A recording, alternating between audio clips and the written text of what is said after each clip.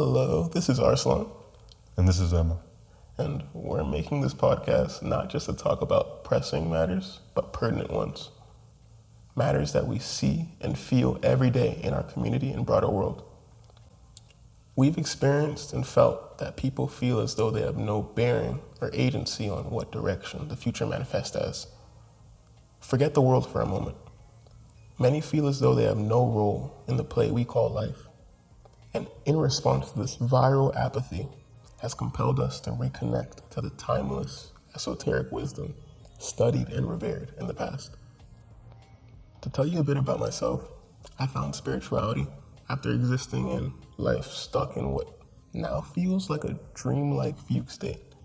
It felt that even though I had agency, the overwhelming despair I felt led to pursuing the strongest desire, the most intoxicating distraction, to avoid confronting my shadows. Led by ego, I felt afflicted by rogue thoughts, burning impulse, and suffocating emotional highs and lows. Any imagined slight by another would distort my, at the time, fragile and easily distorted sense of self.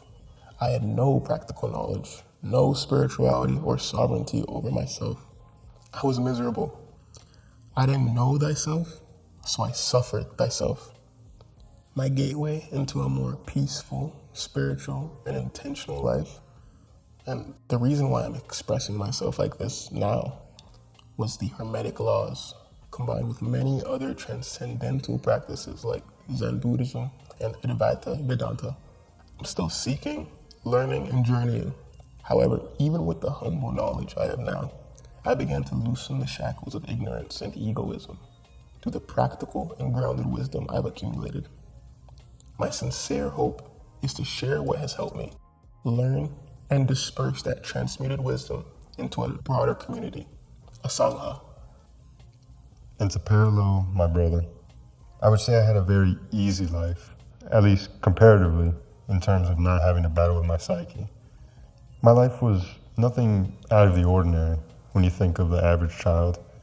Had some family troubles, financial troubles, school was stressful, I fell in love, I had my heart broken. Life in general was very typical or mundane, and I always did pretty good for myself. I had this inner narrative due to family encouragement and praise that I reflected onto others that I met in my head, which led me to believe that people thought I was going places or I had a good head on my shoulders. It was strange because I felt on top of the world and totally average at the same time. I would see how the next days would play out and the steps I needed to take to reach my goals. I could envision my life with certain people. I could see my career play out if I stuck with them long enough. But it felt like I was missing something. I felt hollow, empty, alone.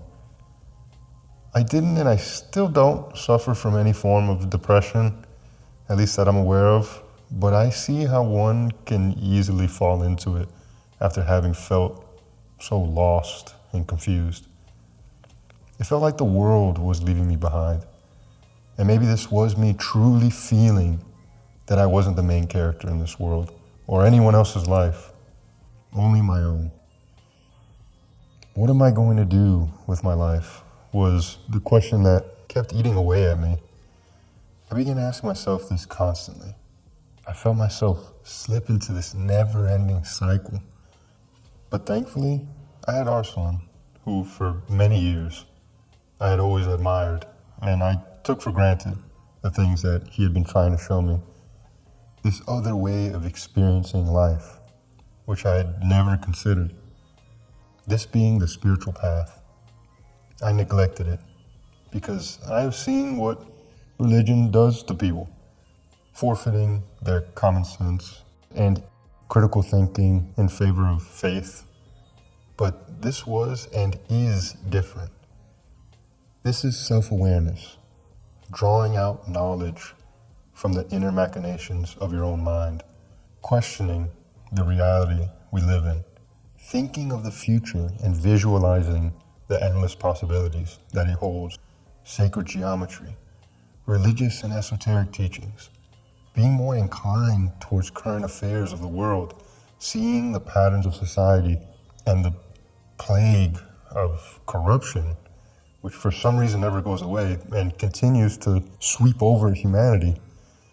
This was finally something in my life to which I saw no end, a goalpost which I can always strive towards for the rest of my life.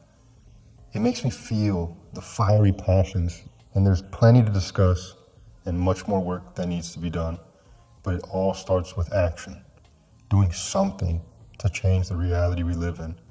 Because if you are complacent, you are culpable to your own demise.